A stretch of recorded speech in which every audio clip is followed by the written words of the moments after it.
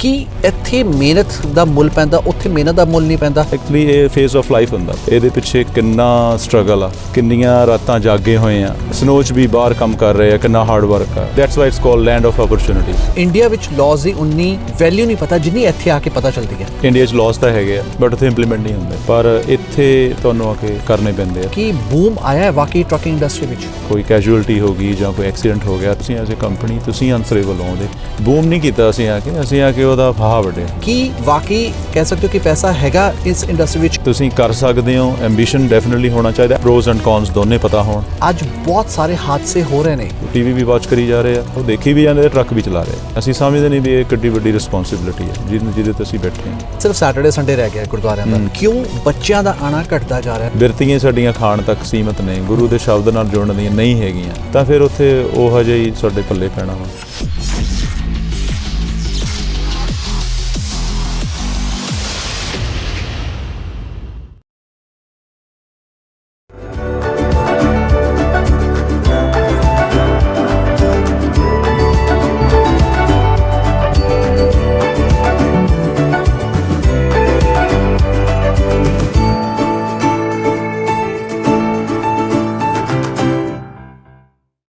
सत श्री अकाल, नमस्कार, आदाब। मैं हाँ Balinder Singh Garmani. Programme Sikh high flyer विच एक बार फिर तुहाडा बहुत बहुत स्वागत।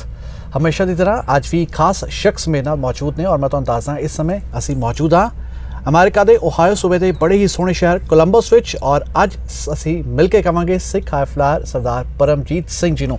परमजीत सिंह जी, बहुत बहुत स्वागत। थैंक यू अपना सानूं कीमती समां देण दे लई और साडे नाल जुड़न दे लई। Sure, thank you so much. तुसीं आए साडे घरे ਤੇ ਤੁਸੀਂ ਸਾਨੂੰ ਇਸ ਕਾਬਲ ਸਮਝਿਆ ਵੀ ਤੁਸੀਂ ਸਾਨੂੰ ਸਿੱਖ ਹਾਈ ਫਲਾਇਰ ਦੇ ਵਿੱਚ ਪਾਰਟਿਸਿਪੈਂਟ ਕਰਨ ਦਾ ਮੌਕਾ ਦੇ ਰਹੇ ਹੋ, ਤੇ ਤੁਹਾਡੇ ਸਾਰੇ ਵਿਊਅਰਸ ਦਾ ਧੰਨਵਾਦ। बहुत बहुत शुक्रिया। और अज असी क्यों परमजीत सिंह जी नूं सिख हाई फ्लायर दा कह रहे हैं, क्योंकि बहुत घट उम्र विच ही बहुत चंगा मुकाम इन्होंने हासिल किया है ट्रकिंग इंडस्ट्री विच। एक जाने पछाणिया नाम हैगा कोलंबस विच। सो इन्हां नाल बहुत सारियां असीं गल्लां करांगे, क्योंकि किते ना किते गुरुद्वारियां नाल भी जुड़े हुए ने। सो धर्म दीयां गल्लां भी होणगीआं, नाल ही नाल असीं गल करांगे ट्रकिंग इंडस्ट्री दी, क्योंकि लगातार जदों असीं अमेरिका की गल करते हैं, कैनेडा की गल करते हैं, इत्थे सब तो वड्डे जिहड़े बिजनेस ने उन्हां विचों एक हैगा ट्रकिंग दा बिजनेस। सो सब तो पहलां तां परमजीत सिंह जी थोड़ा जिहा पिछोकड़ बारे तुहाडा जानना चाहांगे कि कित्थों दी बिलोंग करदे हो, पंजाब तो, इंडिया तो कित्थों बिलोंग करदे हो, और अमेरिका च कदों पहली वारी पैर रखिया? मैं उत्थों इंडिया डिस्ट्रिक्ट लुधियाना पंजाब तो बिलोंग करदा। Belong to a farmer family जी, ते बट मेरे father he was army officer जी। ते मेरी एजुकेशन तो सारी जिवें बैंगलोर, पुणे मेरा जन्म आ, महाराष्ट्र जी। So all over India. ते उस तो बाद दैन आई मूवड हियर 1998 ते मैं मैरिज बेसिस ते आया सीगा, ते since then I am here. जदों मैं इत्थे आया तां कि मैं पहला उत्थों कैमिस्ट्री दी मास्टर्स की हुई सी, BSc MSc, बट इत्थे फिर आके second masters computer science the from New York. ते then I got job in Manhattan, उत्थे जॉब करते रहे 9/11 तो बाद। दैन उदों उत्थे सीगा मैं 9/11 मौके, I was working there in Manhattan. ते उस तो बाद then I moved here in Columbus. The reason मैं इत्थे मूव होया क्योंकि I bought a gas station here. अच्छा जी। ਤੇ ਉਸ ਤੋਂ ਬਾਅਦ ਗੈਸ ਸਟੇਸ਼ਨ ਰਨ ਕੀਤਾ, then I jumped into trucking industry and since then I am in trucking industry.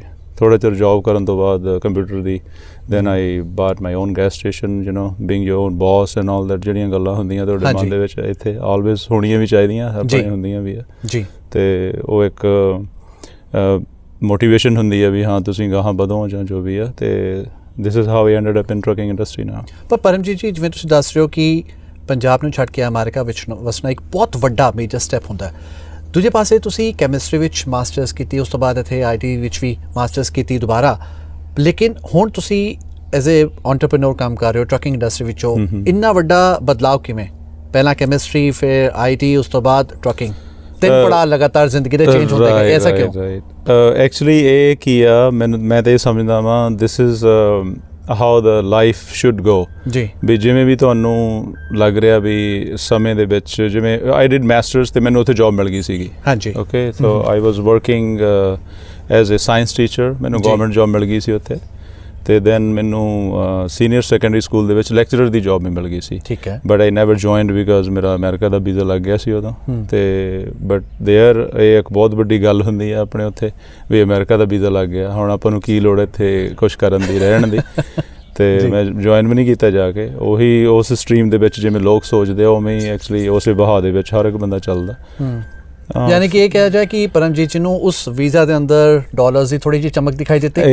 Yes ਉਹ ਆਲਵੇਜ਼ ਹੁੰਦਾ। ਇੱਕ ਐਕਚੁਅਲੀ ਉੱਥੇ ਦਾ ਮਾਹੌਲ ਉਦੋਂ ਕਾਫੀ ਸੀਗਾ ਪੋਸਟ 1984 ਵਾਲਾ ਜਿਹੜਾ ਮਾਹੌਲ ਸੀਗਾ ਜੀ।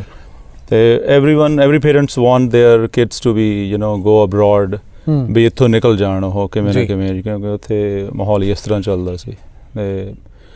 ਬਟ ਫਿਰ ਇੱਥੇ ਆ ਕੇ ਇਹ ਮਹਿਸੂਸ ਹੋਇਆ ਵੀ chemistry the masters is not enough.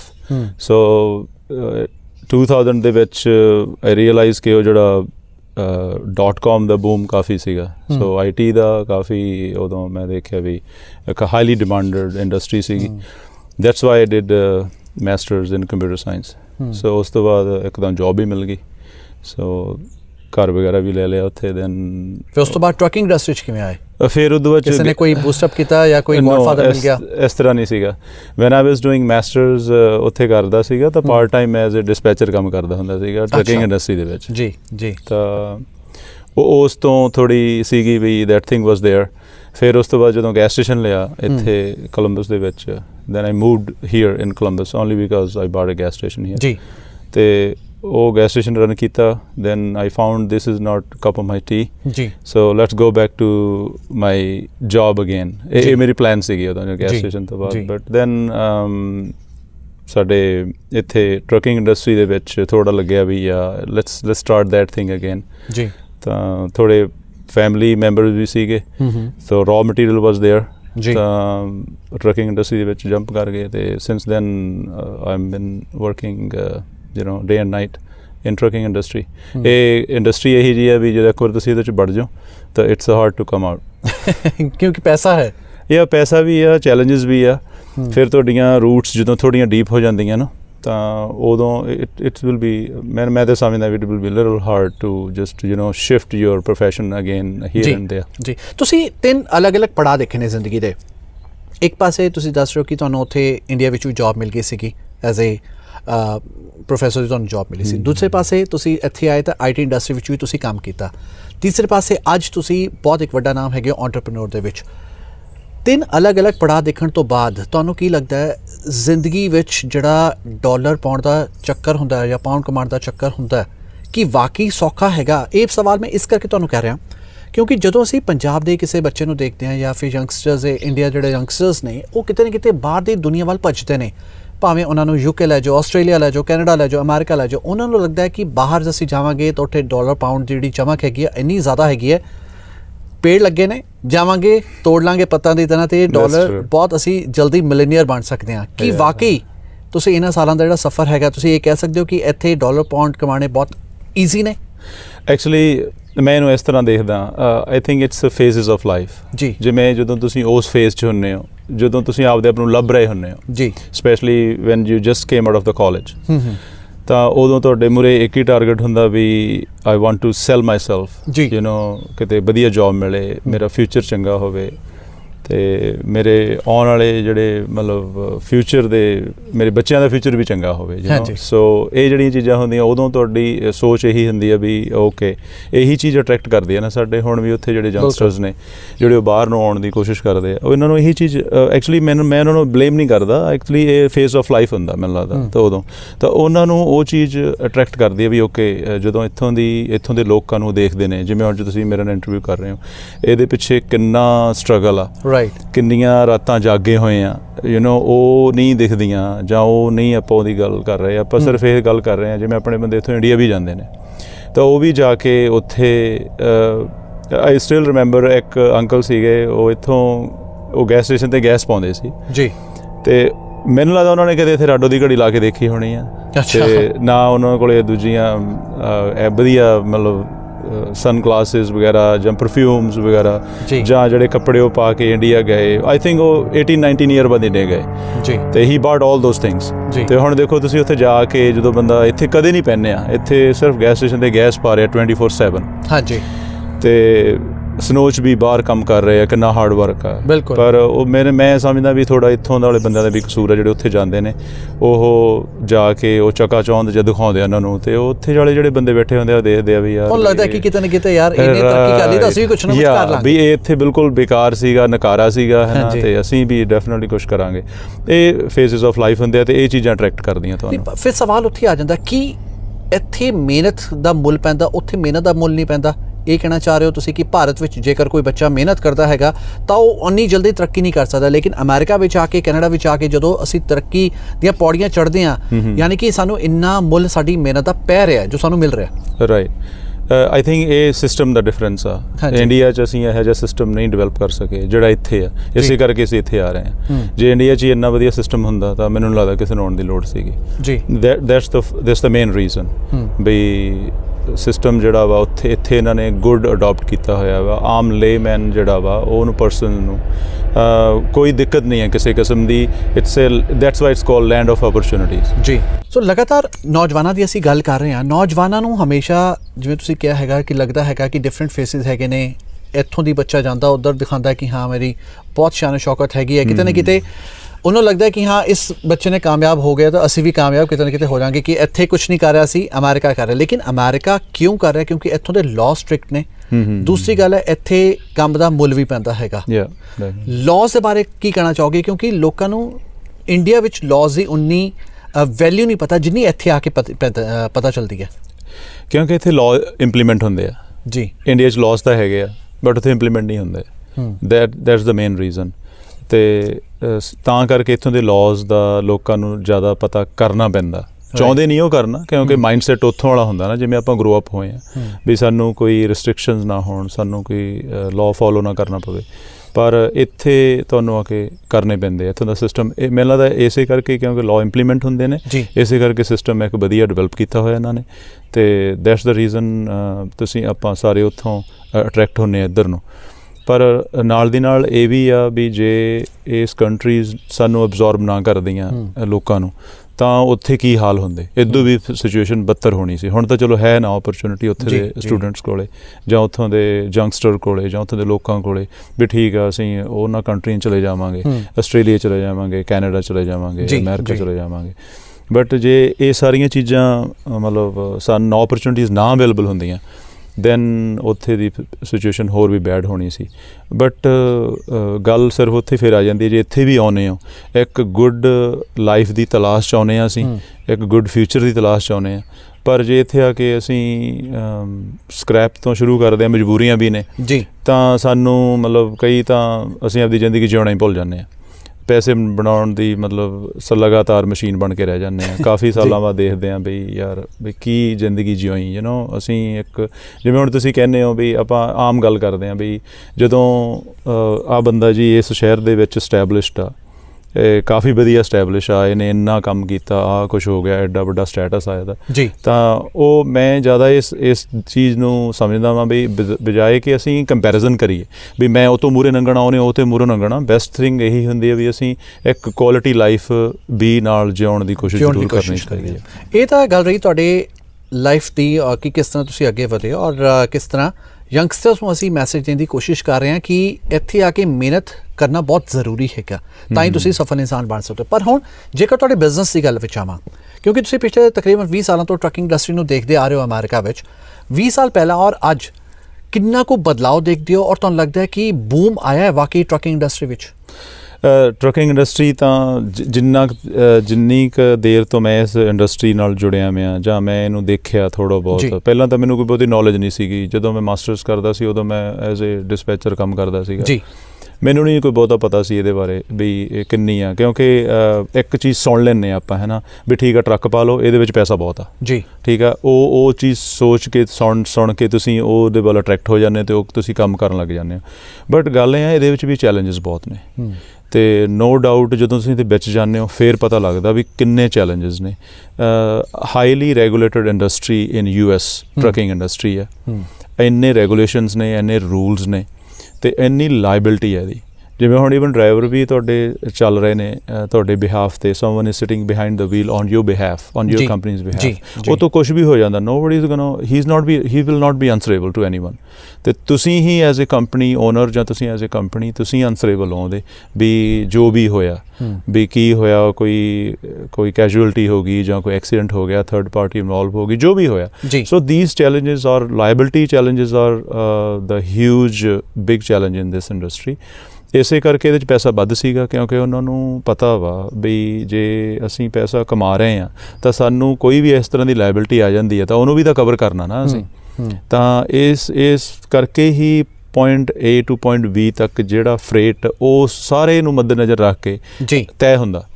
ਪਰ ਹੁਣ ਅਸੀਂ ਆ ਕੇ ਕੀ ਕੀਤਾ, ਬੂਮ ਨਹੀਂ ਕੀਤਾ ਅਸੀਂ ਆ ਕੇ ਉਹਦਾ ਫਾਹਾ ਵੱਢਿਆ ਕਿਉਂਕਿ ਸਾਨੂੰ ਨਾ ਲਾਅ ਦੀ ਪਤਾ ਵਾ, ਨਾ ਸਾਨੂੰ ਰੂਲ ਐਂਡ ਰੈਗੂਲੇਸ਼ਨਸ ਪਤਾ, ਨਾ ਹੀ ਅਸੀਂ ਪੜ੍ਹੇ ਆ।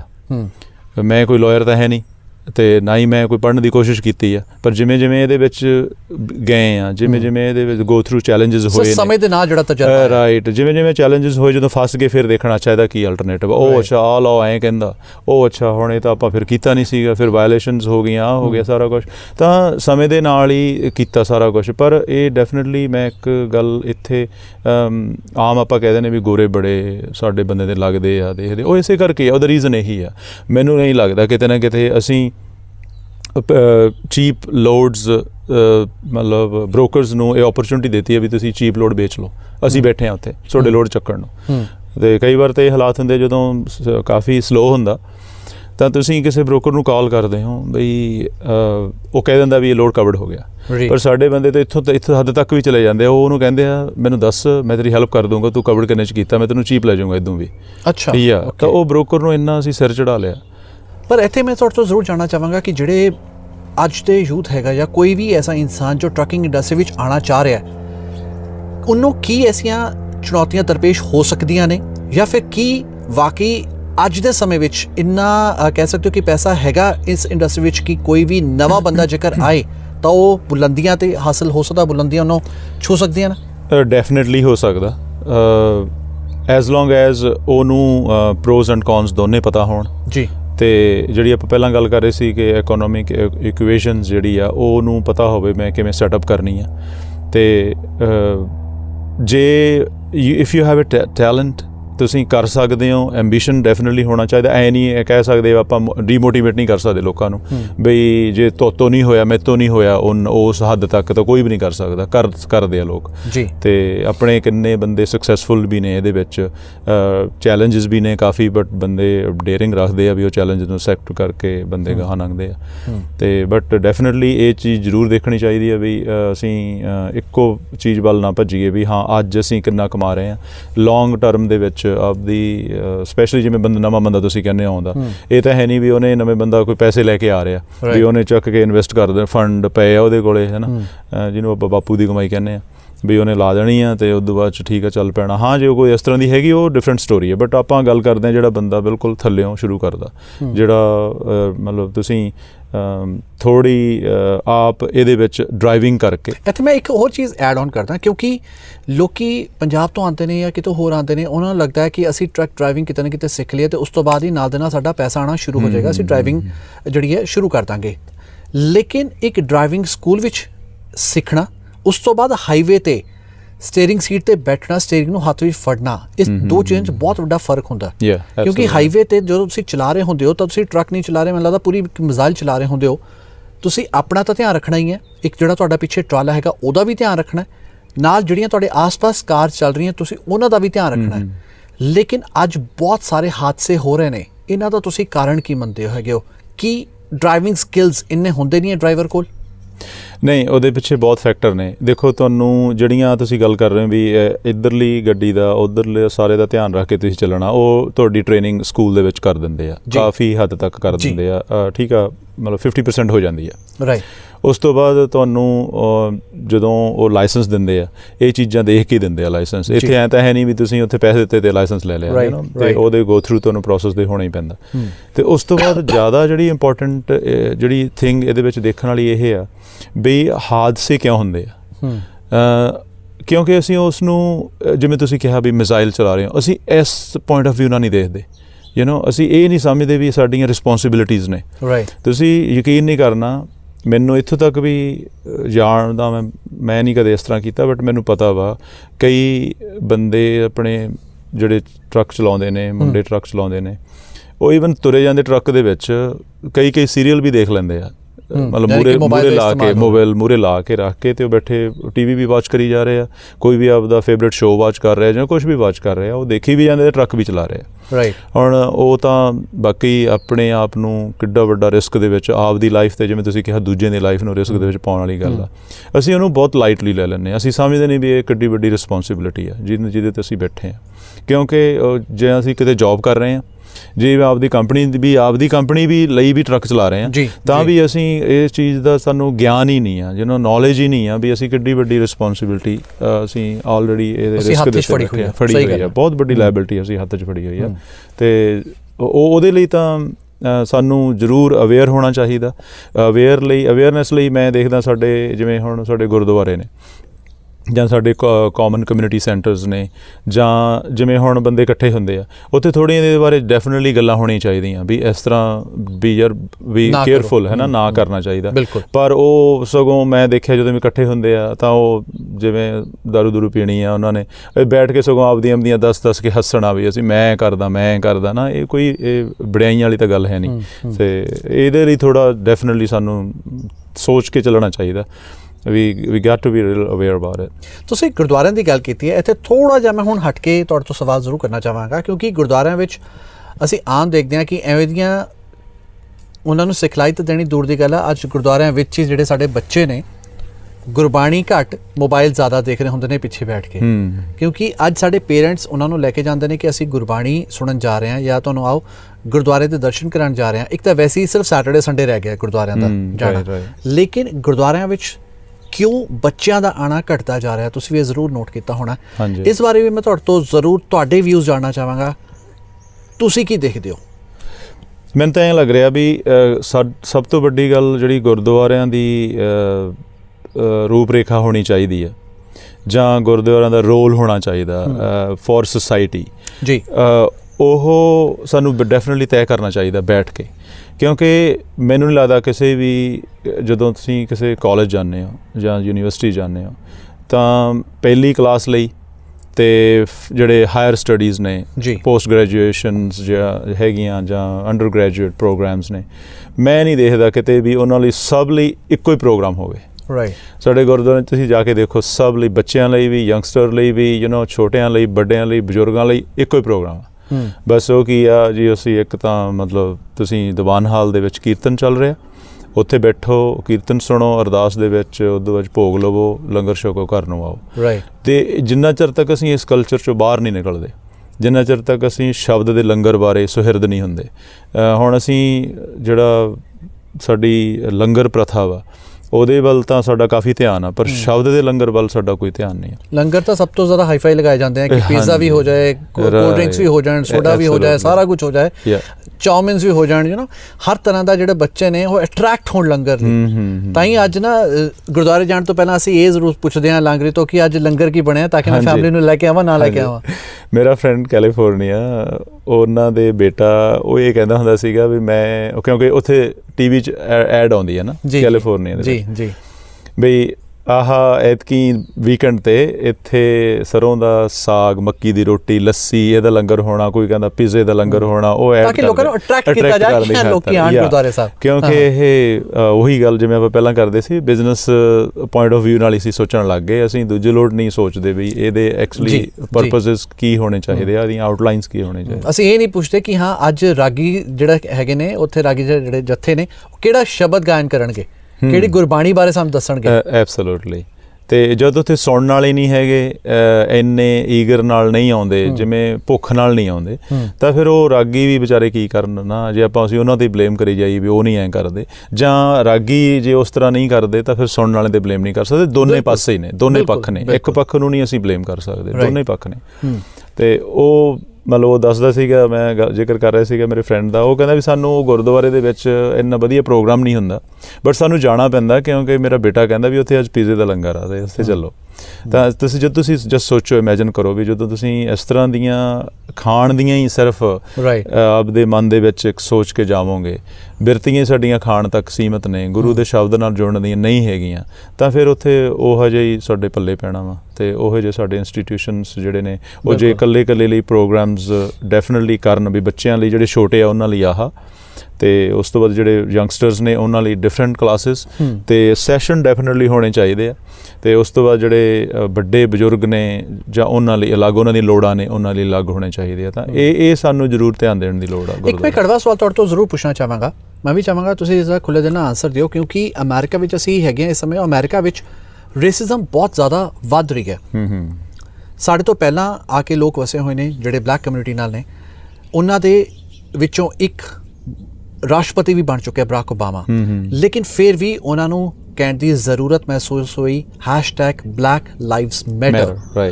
ਜੇਕਰ ਉਹਨਾਂ ਨੂੰ ਇਹ ਕਹਿਣ ਦੀ ਜ਼ਰੂਰਤ ਪੈ ਰਹੀ ਹੈ, ਅਸੀਂ ਤਾਂ ਉਹਨਾਂ ਲਈ ਬਹੁਤ ਘੱਟ ਗਿਣਤੀ ਵਿੱਚ ਆ, ਉਹਨਾਂ ਦੇ ਬਰਾਬਰ। ਤੁਹਾਨੂੰ ਲੱਗਦਾ ਹੈ ਕਿ ਜਿਹੜੀਆਂ ਸਿੱਖ ਸੁਸਾਇਟੀਜ਼ ਹੈਗੀਆਂ, ਸਿੱਖ ਆਰਗੇਨਾਈਜੇਸ਼ਨਸ ਹੈਗੀਆਂ ਜਾਂ ਗੁਰਦੁਆਰੇ ਸਾਹਿਬ ਦੇ ਜਿਹੜੇ ਪ੍ਰਬੰਧਕ ਕਮੇਟੀ ਮੈਨੇਜਮੈਂਟ ਹੈਗੀਆਂ ਨੇ, ਇਹ ਵਾਕਈ ਉਸ ਤਰੀਕੇ ਨਾਲ ਕੰਮ ਕਰ ਰਹੀਆਂ ਨੇ ਕਿ ਅਸੀਂ ਹੋਰਨਾਂ ਕਮਿਊਨਿਟੀ ਵਿੱਚ ਆਪਣਾ ਦੱਸ ਸਕੀਏ, ਝੰਡਾ ਬੁਲੰਦ ਕਰ ਸਕੀਏ ਕਿ ਅਸੀਂ ਕੌਣ ਆ, ਸਾਡੀ ਦਸਤਾਰ ਦੀ ਜਿਹੜੀ ਵੱਖਰੀ ਪਛਾਣ ਹੈ?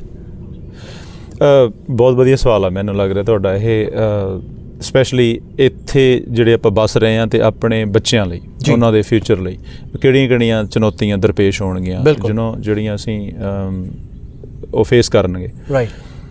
ਉਹਦੇ ਲਈ ਸਾਨੂੰ ਡੈਫੀਨੇਟਲੀ ਗੁਰਦੁਆਰਿਆਂ ਤੋਂ ਹੀ ਤਿਆਰੀ ਸ਼ੁਰੂ ਹੋਣੀ ਚਾਹੀਦੀ ਹੈ, ਜਿਹੜੀ ਕਿ ਕਿਤੇ ਨਹੀਂ ਦਿਖਦੀ, ਰਾਈਟ। ਅਤੇ ਉਦੋਂ ਤਾਂ ਹੀ ਦਿਖੂਗੀ ਜੇ ਆਪਾਂ ਪਹਿਲਾਂ ਗੱਲ ਕਰਦੇ ਹਾਂ, ਜੇ ਅਸੀਂ ਉਹਨਾਂ ਪ੍ਰੋਗਰਾਮਸ ਦੇ ਉੱਤੇ ਕੰਮ ਕਰੀਏ, ਉਹਨਾਂ ਦੀ ਆਊਟਲਾਈਨ ਪਹਿਲਾਂ ਪ੍ਰੋਗਰਾਮ ਕਰੀਏ, ਉਲੀਕੀਏ ਉਹਨਾਂ ਨੂੰ, ਫਿਰ ਉਹਨਾਂ ਦੇ ਉੱਤੇ ਕੰਮ ਕਰੀਏ।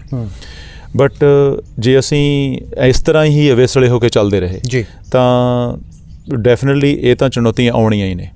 ਅਤੇ ਤੁਸੀਂ ਜਾਂ ਤਾਂ ਇੱਕ ਕੰਮ ਹੋਊਗਾ ਵੀ ਉਹ ਉਹਨਾਂ ਵਰਗੇ ਹੋ ਜਾਣ, ਜਿਵੇਂ ਉਹ ਨੇ ਉਹਨਾਂ ਵਾਂਗੂ ਬਿਹੇਵ ਕਰਨ, ਗੋਰਿਆਂ ਵਾਂਗੂ, ਜਿੱਥੇ ਉਹਨਾਂ 'ਚ ਪੜ੍ਹਦੇ ਨੇ ਉਹ ਛੱਡ ਹੀ ਦੇਣ, ਮਤਲਬ ਸਿੱਖੀ ਸਰੂਪ ਨੂੰ ਛੱਡ ਦੇਣ ਅਤੇ ਉਹਨਾਂ ਵਰਗੇ ਹੀ ਹੋਣ, ਅਤੇ ਉਹਨਾਂ ਵਿੱਚ ਹੀ ਮਤਲਬ ਫਿਰ ਉਹ ਉਹਨਾਂ ਦੀਆਂ ਨਾ ਆਪਦੀਆਂ ਰੂਟਸ ਨਾਲ ਜੁੜੇ ਰਹਿ ਸਕਦੇ ਆ ਅਤੇ ਨਾ ਉਹ ਇੱਧਰ ਆ ਸਕਦੇ ਆ, ਕਿਉਂਕਿ ਉਹ ਤਾਂ ਹੋਣਾ ਨਹੀਂ, ਕਿਉਂਕਿ ਦੇ ਆਰ ਨਾਟ, ਉਹ ਕੋਈ ਇੱਥੋਂ ਦੇ ਜਾਂ ਗੋਰੇ ਤਾਂ ਹੈ ਨਹੀਂ, ਉਹ ਹੈ ਤਾਂ ਆਫਟਰ ਆਲ ਉਹ ਇੱਕ ਪੰਜਾਬੀ ਨੇ, ਰਾਈਟ, ਸਿੱਖ ਨੇ ਜਾਂ ਕੋਈ ਹੋਰ ਜਿਹੜੇ ਵੀ ਰਿਲੀਜਨ ਨੂੰ ਬਿਲੋਂਗ ਕਰਦੇ ਨੇ।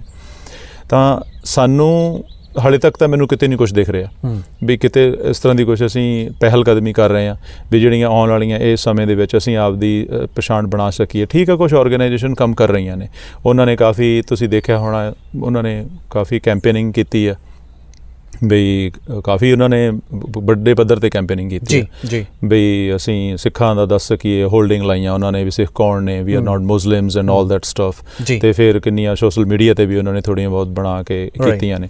ਪਰ ਜ਼ਿਆਦਾ ਤਾਂ ਮੈਨੂੰ ਇਹ ਲੱਗ ਰਿਹਾ ਵੀ ਤੁਹਾਡੇ ਜਿਹੜੇ ਕੰਮ ਨੇ, ਤੁਸੀਂ ਕਿਵੇਂ ਵਿਚਰਦੇ ਹੋ ਸੁਸਾਇਟੀ ਦੇ ਵਿੱਚ, ਤੁਸੀਂ ਉਹਦੇ 'ਤੇ ਜ਼ਿਆਦਾ ਡਿਪੈਂਡ ਕਰਦਾ ਤੁਹਾਡੀ ਪਹਿਚਾਣ, ਵੀ ਤੁਸੀਂ ਕਿੰਨੇ ਕੁ ਪੱਧਰ ਤੱਕ, ਕਿਸ ਲੈਵਲ ਤੱਕ, ਕਿਵੇਂ ਐਥਿਕਸ ਦੇ ਨਾਲ ਕੰਮ ਕਰਦੇ ਹੋ, ਅਤੇ ਤਾਂ ਕਿ ਲੋਕਾਂ ਨੂੰ ਪਤਾ ਲੱਗੇ ਵੀ ਯਾਰ these peoples are like definitely have some good culture and we should have to respect it। ਤੁਸੀਂ ਇਸ ਗੱਲ ਨੂੰ ਮੰਨਦੇ ਹੋ ਕਿ ਅੱਜ ਗੁਰਦੁਆਰਿਆਂ ਵਿੱਚ ਜਿਹੜੀ ਸਿਆਸਤ ਹੈ ਉਹ ਬਹੁਤ ਜ਼ਿਆਦਾ ਸਾਹਮਣੇ ਆਉਣ ਲੱਗ ਪਈ ਹੈ, ਕਿਉਂਕਿ ਹਰ 10-10 ਮਿੰਟ ਦੀ ਦੂਰੀ 'ਤੇ ਅਸੀਂ ਕਈ ਸ਼ਹਿਰਾਂ 'ਚ ਦੇਖਿਆ ਨਵੇਂ ਗੁਰਦੁਆਰਾ ਸਾਹਿਬ ਸਥਾਪਿਤ ਕੀਤੇ ਜਾ ਰਹੇ ਨੇ। ਠੀਕ ਹੈ, ਗੁਰਦੁਆਰਾ ਸਾਹਿਬ ਦਾ ਸਥਾਪਿਤ ਹੋਣਾ ਚੰਗੀ ਗੱਲ ਵੀ ਹੈਗੀ ਹੈ, ਗੁਰਬਾਣੀ ਦਾ ਪ੍ਰਵਾਹ ਜਿੰਨਾ ਚੱਲੇ ਵਧੀਆ ਹੈਗਾ, ਪਰ ਕੀ ਸਿਰਫ ਆਪਣਾ ਪ੍ਰਭਾਵ ਛੱਡਣ ਲਈ ਗੁਰਦੁਆਰਾ ਸਾਹਿਬ ਨੂੰ ਸਥਾਪਿਤ ਕਰਨਾ ਕਿ ਇੱਥੇ ਮੇਰੀ ਨਹੀਂ ਚੱਲਦੀ, ਇਸ ਕਰਕੇ ਮੈਂ ਇੱਕ ਦੂਸਰੀ ਥਾਂ ਇੱਕ ਨਵੀਂ ਇਮਾਰਤ ਖਰੀਦ ਲਾਂਗਾ ਔਰ ਉੱਥੇ ਗੁਰੂ ਗ੍ਰੰਥ ਸਾਹਿਬ ਜੀ ਨੂੰ ਸੁਸ਼ੋਭਿਤ ਕਰਕੇ ਉੱਥੇ ਮੈਂ ਆਪਣੀ ਚੌਧਰਪੰਥੀ ਦਿਖਾਵਾਂਗਾ, ਕਿ ਇਸ ਲਈ ਗੁਰਦੁਆਰਾ ਸਾਹਿਬ ਸਥਾਪਿਤ ਕਰਨੇ ਸਹੀ ਗੱਲ ਹੈ? ਨਹੀਂ, ਬਿਲਕੁਲ ਸਹੀ ਨਹੀਂ ਆ। ਇਹ ਤਾਂ ਆਪਾਂ ਨੂੰ ਸਭ ਨੂੰ ਪਤਾ ਵਾ, ਜਿਹੜੇ ਕਰ ਰਹੇ ਆ ਉਹਨਾਂ ਨੂੰ ਵੀ ਪਤਾ ਵਾ ਵੀ ਇਹ ਬਿਲਕੁਲ ਠੀਕ ਗੱਲ ਨਹੀਂ ਆ। ਜਿੰਨੀ ਲੋੜ ਆ ਗੁਰਦੁਆਰਾ ਸਾਹਿਬ ਦੀ, ਜਿੰਨੀ ਕੁ ਉੱਥੇ ਕਮਿਊਨਿਟੀ ਆ, ਉਸ ਹਿਸਾਬ ਨਾਲ ਹੋਣੇ ਚਾਹੀਦੇ ਆ। ਬਟ ਜ਼ਿਆਦਾ ਜ਼ੋਰ ਜ਼ਿਆਦਾ ਬਿਲਡਿੰਗਾਂ 'ਤੇ ਲਾਉਣ ਦੀ ਬਜਾਏ ਮੈਂ ਤਾਂ ਇਹੀ ਸਮਝੂੰਗਾ ਵੀ ਜੇ ਅਸੀਂ ਉਹਦੀ ਕੁਆਂਟਿਟੀ ਦੀ ਥਾਂ 'ਤੇ ਕੁਆਲਿਟੀ ਲੈ ਕੇ ਆਈਏ, ਜੇ ਅਸੀਂ ਗੁਰਦੁਆਰੇ ਦੇ ਜਿਹੜੇ ਪਰਪਸਿਸ ਨੇ, ਜਿਹੜੇ ਪਰਪਸਿਸ ਹੋਣੇ ਚਾਹੀਦੇ ਨੇ, ਉਹ ਜੇ ਅਸੀਂ ਲੈ ਕੇ ਆਈਏ। ਬੇਸਿਕਲੀ ਜੇ ਸਿੱਖ ਧਰਮ ਦੇ ਵਿੱਚ ਤੁਸੀਂ ਦੇਖੋ, ਹਿਸਟਰੀ ਨੂੰ ਵੀ ਪੜ੍ਹ ਕੇ ਦੇਖੋ, ਤਾਂ ਮੈਗਾ ਚਰਚਿਸ ਦਾ ਕਨਸੈਪਟ ਕਿਤੇ ਵੀ ਨਹੀਂ ਆ। There is no concept of mega churches. ਇਹੀ ਤਾਂ ਚੀਜ਼ ਸਮਝਾਉਣ ਦੀ ਖਾਤਰ ਗੁਰੂ ਮਹਾਰਾਜ ਮੱਕੇ ਗਏ ਜਗਨਨਾਥਪੁਰੀ ਗਏ, ਹਰਿਦੁਆਰ ਗਏ, ਵੀ ਜਦੋਂ ਵੀ ਮੈਗਾ ਕਨਸੈਪਟ ਆਊਗਾ ਉੱਥੇ ਕਰਪਸ਼ਨ ਆ ਜਾਂਦੀ ਹੈ। ਬਿਲਕੁਲ। ਤੇ ਹੁਣ ਵੀ ਤੁਸੀਂ ਦੇਖ ਲਓ ਆਪਣੇ ਜਿੰਨੇ ਵੱਡੇ ਮੈਗਾ ਗੁਰਦੁਆਰਿਆਂ ਦਾ ਜਿਹੜਾ ਉਹ ਕਨਸੈਪਟ ਆ ਮੈਗਾ ਚਰਚਿਸ ਵਾਲਾ, ਉੱਥੇ ਪੂਰੀ ਕਰਪਸ਼ਨ ਆ ਤੇ ਉੱਥੇ ਪੂਰੀਆਂ ਲੜਾਈਆਂ ਹੋ ਰਹੀਆਂ ਨੇ ਕਰਪਸ਼ਨ ਕਰਕੇ, ਚੌਧਰਾਂ ਦੀ ਕਰਕੇ। ਤੇ ਜੇ ਅਸੀਂ ਥੋੜ੍ਹਾ ਜਿਹਾ ਇਸ ਵੱਲ ਤੋਂ ਗੁਰੇਜ਼ ਕਰਕੇ ਆਪਦੇ ਆਉਣ ਵਾਲੇ ਬੱਚਿਆਂ ਦੇ ਫਿਊਚਰ ਲਈ ਥੋੜ੍ਹਾ ਬਹੁਤ ਕੁਛ ਕਰ ਸਕੀਏ ਵੀ ਹਾਂ ਅਸੀਂ ਜਿਹੜੇ ਉਹਨਾਂ ਦੇ ਆਉਣ ਵਾਲੇ ਸਮੇਂ 'ਚ ਇੱਥੇ ਜਿੱਥੇ ਅਸੀਂ we are a diaspora community, ਤਾਂ ਅਸੀਂ ਇੱਥੇ ਬੈਠੇ ਹਾਂ ਤਾਂ ਸਾਨੂੰ ਆਉਣ ਵਾਲੇ ਸਮੇਂ ਦੇ ਵਿੱਚ ਕੀ ਆਉਣਗੀਆਂ ਜੋ ਵੀ ਮੁਸ਼ਕਲਾਂ ਨੇ, ਅਸੀਂ ਉਹਦੇ ਤੇ ਜ਼ਰੂਰ ਕੰਮ ਕਰੀਏ ਬਜਾਏ ਕਿ ਨਵੇਂ ਗੁਰਦੁਆਰੇ ਹੋਰ ਖੋਲ੍ਹਣ ਦੇ। ਯਾਨੀ ਕਿ ਮੁਸ਼ਕਲਾਂ ਤੋਂ ਪਹਿਲਾਂ ਹੀ ਉਹਦੇ ਹੱਲ ਲਈ ਜ਼ਿਆਦਾ ਸਾਨੂੰ ਧਿਆਨ ਦੇਣਾ ਚਾਹੀਦਾ। ਡੈਫੀਨਿਟਲੀ, ਕਿਉਂਕਿ ਬਹੁਤ ਹੁਣ ਤੁਸੀਂ ਦੇਖੋ ਅਸੀਂ ਗੁਰਦੁਆਰੇ ਦੇ ਬਣਾਉਣ 'ਤੇ ਤਾਂ ਜ਼ੋਰ ਲਾਇਆ ਹੋਇਆ। ਮੈਂ ਨਹੀਂ ਕਿਸੇ ਦੇਖਿਆ ਵੀ ਗੁਰਦੁਆਰੇ ਦੇ ਵਿੱਚ ਜਿਵੇਂ ਸਪੈਸ਼ਲੀ ਜੂਇਸ਼ ਕਮਿਊਨਿਟੀ ਦਾ ਤੁਸੀਂ ਦੇਖੋ, ਨਿਊਯਾਰਕ ਸੀਗੇ ਅਸੀਂ ਤਾਂ ਉੱਥੇ ਨਾ ਉਹਨਾਂ ਦੇ ਆਪ ਦੇ ਸਕੂਲ ਬੋਰਡ ਆਫ ਐਜੂਕੇਸ਼ਨ ਤੋਂ ਐਫੀਲੀਏਸ਼ਨ ਲੈ ਕੇ ਉਹਨਾਂ ਨੇ ਆਪ ਦੇ ਸਕੂਲ ਖੋਲ੍ਹੇ ਹੋਏ ਆ। ਉੱਥੇ ਸਿਰਫ ਜੂਇਸ਼ ਹੀ ਪੜ੍ਹਾਉਣਗੇ, ਜੂਇਸ਼ ਹੀ ਬੱਚੇ ਆਉਣਗੇ, ਬਾਹਰਲੇ ਨੂੰ ਨਹੀਂ ਆਉਣ ਦਿੰਦੇ, ਪਰ ਐਫੀਲੀਏਸ਼ਨ ਬੋਰਡ ਆਫ ਐਜੂਕੇਸ਼ਨ ਤੋਂ ਆ। ਅਤੇ ਸਾਡੇ ਮੈਂ ਨਹੀਂ ਦੇਖਿਆ ਅੱਜ ਤੱਕ ਹਾਲੇ ਵੀ ਅਸੀਂ ਕਿੱਡੇ ਕਿੱਡੇ ਗੁਰਦੁਆਰੇ ਬਣਾ ਲਏ, ਐਡੇ ਐਡੇ ਸਾਡੀਆਂ ਕਮਿਊਨਿਟੀਜ਼ ਨੇ, ਐਡੇ ਵੱਡੇ ਵੱਡੇ ਲੰਗਰ ਵੀ ਅਸੀਂ ਲਾਤੇ, ਐਡੇ ਵੱਡੇ ਵੱਡੇ ਨਗਰ ਕੀਰਤਨ ਵੀ ਕੱਢਤੇ। ਤੁਸੀਂ ਨਿਊਯਾਰਕ ਦੇ ਵਿੱਚ ਨਗਰ ਕੀਰਤਨ ਹੁੰਦੇ ਨੇ, ਮਤਲਬ ਮਿਲੀਅਨਸ ਆਫ ਡਾਲਰਸ ਲੱਗ ਜਾਂਦੇ ਆ, ਪੂਰਾ ਵੈਨਵਿਕ ਕਲੋਜ਼ ਹੋ ਜਾਂਦਾ। ਅਤੇ ਉਹ JFK ਤੋਂ ਮੇਨ ਹਾਈਵੇ ਉਹ ਕਿੰਨੇ ਘੰਟੇ ਕਲੋਜ਼ ਦੀ ਖਾਤਰ ਕਿੰਨੇ ਮਿਲੀਅਨਸ ਆਫ ਡਾਲਰ ਦੇ ਦਿੰਦੇ ਆ। ਪਰ ਅਸੀਂ ਇੱਧਰ ਬਿਲਕੁਲ ਹੀ ਖਿਆਲ ਨਹੀਂ ਆ ਵੀ ਅਸੀਂ ਕੁਛ ਆਪਦੇ ਸਕੂਲਸ ਵੀ ਉਹ ਗੁਰਦੁਆਰਿਆਂ ਦੇ ਵਿੱਚ ਇੱਕ ਬਿਲਡਿੰਗ ਮੰਨੀ, ਜਿਵੇਂ ਹੁਣ ਮੰਨ ਲਓ 4 ਮੰਜ਼ਲਾ ਗੁਰਦੁਆਰਾ ਵਾ, 4 ਸਟੋਰੀਜ਼ ਆ, ਉਹਦੇ ਵਿੱਚੋਂ ਐਟਲੀਸਟ ਇੱਕ ਸਟੋਰੀ ਦੇ ਲਈ ਵਿੱਚ ਪੂਰਾ ਸਕੂਲ ਹੋਵੇ, ਉਹਦੇ 'ਤੇ ਆਪਦਾ ਐਫੀਲੀਏਸ਼ਨ ਲਈ ਹੋਵੇ, ਆਪਦੇ ਬੱਚੇ ਪੜ੍ਹਦੇ ਹੋਣ। ਫਿਰ ਕੋਈ ਤੁਹਾਡੇ ਬੱਚਿਆਂ ਨੂੰ ਨਹੀਂ ਕਹਿ ਸਕਦਾ ਵੀ ਤੇਰੇ ਸਿਰ 'ਤੇ ਟਮਾਟੋ ਰੱਖਿਆ ਕੀ ਹੋਇਆ, ਜਿਵੇਂ ਆਪਾਂ ਆਮ ਸੁਣਦੇ ਹਾਂ ਵੀ। ਬਿਲਕੁਲ, ਕਿਉਂਕਿ ਬੱਚੇ ਬੁਲਿੰਗ ਦਾ ਸ਼ਿਕਾਰ ਹੁੰਦੇ ਨੇ। ਐਬਸੋਲੂਟਲੀ, ਜੇ ਉੱਥੇ ਆਪਦੀ ਸਾਰਾ ਮਾਹੌਲ ਹੋਵੇ ਤਾਂ ਇਹ ਅਸੀਂ ਚੀਜ਼ ਨੂੰ ਕਾਫੀ ਓਵਰਕਮ ਕਰ ਸਕਦੇ। ਜਾਂਦਿਆਂ ਦੇ ਨੌਜਵਾਨਾਂ ਨੂੰ ਕੀ ਸੁਨੇਹਾ ਦੇਣਾ ਚਾਹੋਗੇ, ਕਿਉਂਕਿ ਲਗਾਤਾਰ ਜਿਹੜੇ ਨੌਜਵਾਨ ਨੇ ਉਹ ਵੀ ਗੁਰਦੁਆਰਿਆਂ ਤੋਂ ਦੂਰ ਹੁੰਦੇ ਜਾ ਰਹੇ ਨੇ, ਕਿਉਂਕਿ ਉਹਨਾਂ ਦਾ ਇਹ ਕਹਿਣਾ ਕਿ ਅਸੀਂ ਵਲੰਟੀਅਰ ਤਾਂ ਕਰ ਲਾਂਗੇ ਲੇਕਿਨ ਮੈਨੇਜਮੈਂਟ ਜਦੋਂ ਅਸੀਂ ਸੰਭਾਲਣ ਦੀ ਗੱਲ ਕਰਦੇ ਹਾਂ ਤਾਂ ਨੌਜਵਾਨ ਜਿਹੜਾ ਗਾਇਬ ਹੁੰਦਾ ਨਜ਼ਰ ਆ ਰਿਹਾ। ਤਾਂ ਹੀ ਸਿਰਫ ਬਜ਼ੁਰਗਾਂ ਨੇ ਜਿਹੜੀਆਂ ਮੈਨੇਜਮੈਂਟ ਸੰਭਾਲੀ ਹੋਈ ਹੈ। ਜਾਂਦਿਆਂ ਦੇ ਉਹਨਾਂ ਨੌਜਵਾਨਾਂ ਨੂੰ ਕੀ ਕਹਿਣਾ ਚਾਹੋਗੇ? ਉੱਥੇ ਨੌਜਵਾਨਾਂ ਦਾ ਉਹੀ, ਮੈਂ ਨੌਜਵਾਨ ਕਿਉਂ ਨਹੀਂ ਸੰਭਾਲ ਲਏ ਉਹਦਾ ਰੀਜ਼ਨ ਆ ਕਿਉਂਕਿ ਅਸੀਂ ਉਹਨਾਂ ਮੂਹਰੇ ਇਹੋ ਜਿਹੀ ਐਗਜ਼ਾਮਪਲ ਸੈਟਅਪ ਕੀਤੀ ਆ। ਉਹਨਾਂ ਨੇ ਦੇਖਿਆ ਵਾ ਕਿਵੇਂ ਪੱਗਾਂ ਲੈਂਦੀਆਂ ਨੇ, ਉਹਨਾਂ ਨੇ ਦੇਖਿਆ ਕਿਵੇਂ ਲੜਦੇ ਨੇ, ਹੈ ਨਾ, ਕਿਵੇਂ ਪਾਰਟੀਬਾਜ਼ੀਆਂ ਧਿਰਾਂ ਬਣਾਈ ਬੈਠੇ ਨੇ ਗੁਰਦੁਆਰੇ ਦੇ ਵਿੱਚ। ਅਤੇ ਉਹ ਸੁੱਚੇ ਨੇ ਕਾਫੀ। ਮੈਂ ਦੇਖਦਾ ਆਪਾਂ ਆਮ ਹੀ ਨਹੀਂ ਸੁਣਦੇ ਵੀ ਉਹ ਇੱਕ ਬੰਦਾ ਜਾ ਰਿਹਾ ਸੀਗਾ ਅਤੇ ਉਹਨੇ ਕਿਹਾ ਵੀ ਪੁਲਿਸ ਅਫਸਰ ਨੇ ਘੇਰ ਲਿਆ ਉਹਨੂੰ, ਅਤੇ ਉਹਨੇ ਕਿਹਾ ਵੀ ਤੈਨੂੰ ਪਤਾ ਮੈਂ ਕਿਉਂ ਘੇਰਿਆ, ਕਿਉਂਕਿ ਤੇਰੇ ਸੀਟ ਬੈਲਟ ਨਹੀਂ ਸੀ ਲੱਗੀ ਹੋਈ। ਅਤੇ ਉਹਦਾ ਬੇਟਾ ਮੂਹਰੇ ਬੈਠਾ ਸੀਗਾ ਅਤੇ ਉਹ ਬਹਿਸ ਕਰਨ ਲੱਗੇ ਪੁਲਿਸ ਅਫਸਰ, ਨਹੀਂ ਲੱਗੀ ਹੋਈ ਸੀ। ਉਹਦਾ ਬੇਟਾ ਕਹਿੰਦਾ ਡੈਡ ਕਿਉਂ ਝੂਠ ਬੋਲ ਰਹੇ ਹੋ, ਰਾਈਟ। ਅਤੇ ਉਹ ਐਕਸੈਪਟ ਕਰੋ ਤੁਸੀਂ ਨਹੀਂ ਲੱਗੀ ਹੋਈ ਸੀ ਤਾਂ ਨਾ, ਮਤਲਬ ਇਹ ਸੱਚੇ ਨੇ, ਬਿਲਕੁਲ ਪਿਓਰ ਨੇ, ਪਿਓਰਿਟੀ ਬਹੁਤ ਇਹਨਾਂ 'ਚ, ਜੋ ਅੰਦਰ ਆ ਉਹੀ ਬਾਹਰ ਆ। ਬਿਲਕੁਲ ਰਾਈਟ। ਅਤੇ ਅਸਲੀ ਗੁਰਬਾਣੀ ਦੇ ਤਾਂ ਮੈਂ ਕਹਿੰਦਾ ਕਾਫੀ ਕਲੋਜ਼, ਜਿਹੜੀ ਗੁਰਬਾਣੀ ਅਕੋਰਡਿੰਗ ਆਪਾਂ ਕਹਿੰਦੇ ਜ਼ਿੰਦਗੀ ਜਿਉਣੀ ਚਾਹੀਦੀ ਹੈ, ਇਹ ਕਾਫੀ ਜ਼ਿੰਦਗੀ ਕਲੋਜ਼ ਨੇ ਉਸ ਦੇ। ਅਤੇ ਜੇ ਉਹਨਾਂ ਨੂੰ ਇਹ ਚੀਜ਼ਾਂ ਅਸੀਂ ਐਗਜ਼ਾਮਪਲ ਸੈਟਅਪ ਕਰਕੇ ਦੇਵਾਂਗੇ ਤਾਂ ਹੀ ਉਹ ਅਟਰੈਕਟ ਹੋਣਗੇ। ਜੇ ਉਹਨਾਂ ਨੂੰ ਲੱਗੂਗਾ ਹਾਂ ਵੀ ਇਹਦੇ ਵਿੱਚੋਂ ਕੁਛ ਕ੍ਰੀਏਟਿਵ ਥਿੰਗਸ ਹੈਗੀਆਂ। ਹੁਣ ਉਹਨਾਂ ਨੂੰ ਪਤਾ ਵੀ ਕੀ ਕ੍ਰੀਏਟਿਵ ਆ, ਜਾਣਦੇ ਆ ਫ੍ਰੀ ਕਿਚਨ, ਫ੍ਰੀ ਫੂਡ ਉਹ ਕਨਸੈਪਟ ਹੈਗਾ, ਉਦੋਂ ਵੱਧ ਕੁਛ ਵੀ ਨਹੀਂ ਆ। ਬਿਲਕੁਲ। ਅਤੇ ਜਿੰਨਾ ਚਿਰ ਤੱਕ ਅਸੀਂ ਉਹ ਐਗਜ਼ਾਮਪਲ ਸੈੱਟ ਕਰਨ ਨਹੀਂ ਦਿੰਦੇ ਉਹਨਾਂ ਚਿਰ ਤੱਕ ਤੁਸੀਂ ਉਹਨਾਂ ਤੋਂ ਐਕਸੈਪਟ ਨਾ ਕਰੋ ਵੀ ਉਹ ਆ ਕੇ ਤੁਹਾਡੇ ਰਿਸਪੋਂਸੀਬਿਲਿਟੀ ਸਾਂਭਣਗੇ ਗੁਰਦੁਆਰੇ ਦੀਆਂ। ਅਤੇ ਜਿੰਨਾ ਚਿਰ ਉਹਨਾਂ ਨੂੰ ਇਨਵੋਲਵ ਨਹੀਂ ਕਰਦੇ, ਜਿੰਨਾ ਚਿਰ ਉਹਨਾਂ ਨੂੰ ਗੁਰਬਾਣੀ ਨਾਲ ਨਹੀਂ ਜੋੜਦੇ, ਗੁਰਬਾਣੀ ਨਾਲ ਇਨਵੋਲਵ ਨਹੀਂ ਕਰਦੇ। ਮੈਨੂੰ ਦੱਸੋ ਹੁਣ ਕਿਹੜੇ ਘਰ ਦੇ ਵਿੱਚ ਇਹ ਪਿਰਤਾਂ ਹੈਗੀਆਂ ਵੀ 1 ਜਾਂ 2 ਅੰਕ ਹੀ ਹੋਣ, ਅੰਕ ਤਾਂ ਛੱਡੋ 2 ਲਾਈਨਾਂ ਹੀ ਹੋਣ, ਵੀ ਇੱਕ ਵੀਕ 'ਚ ਵੀ ਅਸੀਂ ਬੈਠ ਕੇ ਬੱਚਿਆਂ ਨਾਲ ਸਾਂਝੀਆਂ ਕੀਤੀਆਂ ਹੁਣ ਗੁਰਬਾਣੀ ਦੀਆਂ? ਬਿਲਕੁਲ ਕਿਤੇ ਵੀ ਨਹੀਂ ਆ। ਬਿਲਕੁਲ। ਅਤੇ ਜੇ ਸਾਨੂੰ ਨਹੀਂ ਪਤਾ ਗੁਰਬਾਣੀ ਦਾ ਤਾਂ ਬੱਚਿਆਂ ਨੂੰ ਕਿੱਥੋਂ ਪਤਾ ਲੱਗਣਾ? ਇਸੇ ਕਰਕੇ ਸਿੱਖ ਹਾਫਲਾਰ ਪ੍ਰੋਗਰਾਮ ਅੱਜ ਦੇ ਸਮੇਂ ਵਿੱਚ ਬੜਾ ਜ਼ਰੂਰੀ ਹੈ, ਕਿਉਂਕਿ ਜਦੋਂ ਨੌਜਵਾਨ, ਤੁਹਾਡੇ ਵਰਗੇ ਨੌਜਵਾਨ ਇਸ ਤਰ੍ਹਾਂ ਦੀਆਂ ਗੱਲਾਂ ਕਰਦੇ ਨੇ ਤਾਂ ਇੱਕ ਚੰਗਾ ਮੈਸੇਜ ਜ਼ਰੂਰ ਉਹਨਾਂ ਤੱਕ ਪਹੁੰਚਦਾ ਹੈਗਾ। ਸੋ ਇਹ ਸੀ ਪਰਮਜੀਤ ਸਿੰਘ ਜੀ। ਸੋ ਪਰਮਜੀਤ ਸਿੰਘ ਜੀ ਬਹੁਤ ਬਹੁਤ ਧੰਨਵਾਦ ਸਾਡੇ ਨਾਲ ਗੱਲਬਾਤ ਕਰਨ ਦੇ ਲਈ, ਕਿਉਂਕਿ ਅਜਿਹੇ ਤਜਰਬੇਕਾਰ ਇਨਸਾਨ ਜਦੋਂ ਆਪਣੀ ਫੀਲਡ ਬਾਰੇ ਗੱਲ ਕਰਦੇ ਨੇ ਜਾਂ ਧਰਮ ਨੂੰ ਕਿਸ ਤਰੀਕੇ ਨਾਲ ਦੇਖਦੇ ਨੇ, ਯੰਗਸਟਰਸ ਤੱਕ ਇਹ ਗੱਲਾਂ ਪਹੁੰਚਣੀਆਂ ਬਹੁਤ ਜ਼ਰੂਰੀ ਨੇ। ਸੋ ਬਹੁਤ ਬਹੁਤ ਸ਼ੁਕਰੀਆ ਆਪਣਾ ਸਾਨੂੰ ਕੀਮਤੀ ਸਮਾਂ ਦੇਣ ਦੇ ਲਈ। ਧੰਨਵਾਦ।